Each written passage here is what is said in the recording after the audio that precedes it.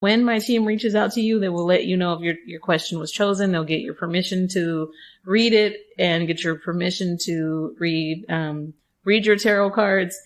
And they'll let you know if it's going to be read here or on Patreon. Sometimes they don't know that, so they might forget that part. But I'll give you all that information at the end of the show, okay? But for now, let's get to your collective reading. You know the vibes. Let's talk about the pink unicorn in the room, which is my tarot disclaimer. A collective tarot reading done by me, Josie the Mustang, is meant for a collective audience and mainly the Lua Nova subscribers that I affectionately refer to as my new moons. Because this is a collective tarot reading, it may or may not resonate with you or someone you know, and most of my collective tarot readings are not timed. If you would like to book a personal tarot reading with me, you can do so by going to the Lua Nova website at lua-nova.carrd.co, and the link for the Lua Nova website is always in the show notes. Also, I never do any sort of spiritual related work without your consent. So if you do not consent to having your tarot cards read, then feel free to fast forward to another segment or tune into another episode. However, new moons, when you are ready, take a deep breath in and exhale the bullshit. Okay, new moons, I am starting to lose my voice because I have been recording a lot today. But let's see what your message is this week. All right, Spirit, what is the message for my new moons this week? What message do you have for my new moons? The Spirit, this message is for my new moons only. What is the message for them? All right. Let me think. What am I hearing? I am seeing the letter N. Okay. No? Am I seeing the word no? Yeah, I'm seeing the word no. So for somebody who needed a yes or no, the answer is no. So be careful with the decisions you're making this week, because I'm picking up on that. You got to think more about the decisions that you make this week in particular. Okay? So, first card. Oh, I love it. The Ten of Cups. I love the Ten of Cups so much. What a happy card. I love that that's the energy we're starting off with. All right, Spirit. Lead me to one more card at least. Want to give me more than one? That's fine too. What are we feeling for my new moons? Okay. Love it. Two of Pentacles. Okay. Do we need any more? Why did I say it like that? Two of Pentacles. What other messages do we have for my new moons? All right. And you said, okay, I'm feeling drawn to put that card right there. So we're actually starting off with the energy of the Emperor. So excuse me, you're probably going to hear my chair moving. I know I have a new microphone, but you might still be able to hear that. So starting off with the energy of the Emperor. The Emperor plays no games. Okay. He is all about respect, which is something that we talked about in today's episode. And although he has very much so an authoritative way about him, he's a practical person. You're not getting an iron fist here. This is somebody who is a leader in the way that we think of when we think of an evolved Aries. So Aries is the leader of the zodiac, correct? Aries begins the zodiac. So the zodiac signs, right? So whenever you look at the wheel of the zodiac, it starts with Aries.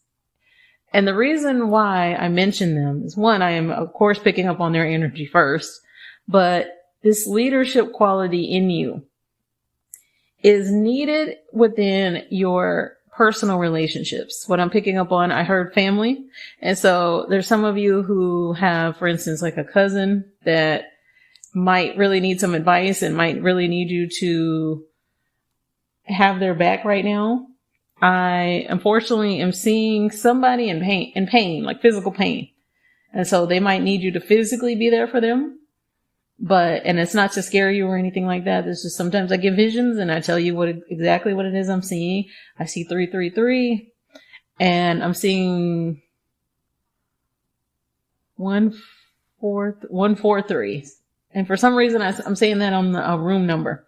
So that'll resonate with who it's for. But right now, within your family or within your personal relationships, you have to be the lead.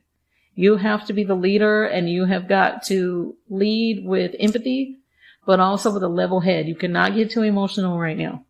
It is important for you to really consider your decisions, because they are going to affect more than just you. Okay. So moving on to the 10 of Cups.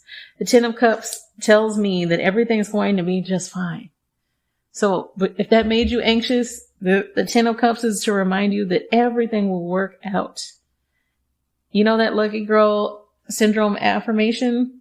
I'm so lucky and everything always works out for me. That is you. That is what it will lead to is, yes, I had to lead this. I had to be at the forefront of this very difficult situation, or I had to be there for this friend, or I had to be there for this family member, or be the leader in my family for a very difficult decision. But it leads to, I should say, so much harmony within your life and also the lives of the people that your decisions affect. Okay. So I see this happening within a year. I don't see this happening right away. So this is just kind of to prepare you for what I'm picking up on. Don't be afraid to make those difficult decisions, because they're not something that lead to any sort of pain. They lead to actually quite the opposite, to a life of bliss, I should say. Okay. That's the best way I could put that. But I see some great, what is the way I really want to word this? I see you being more fulfilled. Okay. More fulfilled in your life, not only based on the decisions that you're making today, but where those decisions lead to tomorrow. Okay. And so to confirm this and to complete this reading is the Two of Pentacles. The Two of Pentacles means that right now you have a lot of going on. You got a lot on your plate. You are juggling everything under the sun. And you might be feeling like, that's fine. I'm not tired. I'm okay. I can keep going. I drank a Red Bull. I'm fine. However, the Two of Pentacles is about knowing how to balance all of those plates, all of that juggling. It is about knowing how to delegate, which is why we got the Emperor first. Because when I pulled the Emperor, I immediately heard first, which told me that that's the card that was supposed to go first in this reading.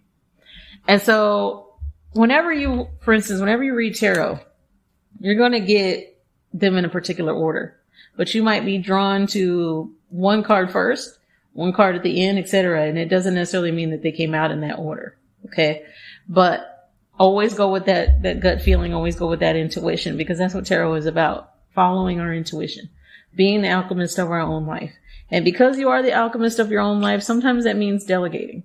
It means whenever somebody is reaching out to help you, then, or when somebody is telling you a good plan for something, that you actually hear them out, that you're actually following up with them, or that you are essentially going back and making sure that every T is crossed and every I is dotted. Okay.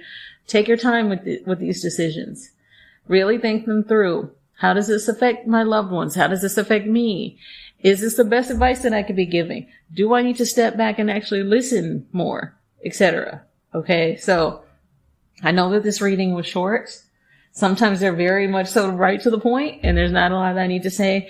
I feel like you got this. Aries, I keep picking up on your energy strongly. So I am most certainly talking to an Aries sun, and I am picking up on Capricorn energy, but I feel like it's not a Capricorn sun. I'm picking up more on a Capricorn moon. So you might be an Aries sun, Capricorn moon. I'm not sure. Always remember that you can check your birth chart for free. Whatever search engine you use, or if you're using, for instance, DeepSeek or ChatGPT, I can't tell you not to use ChatGPT, okay?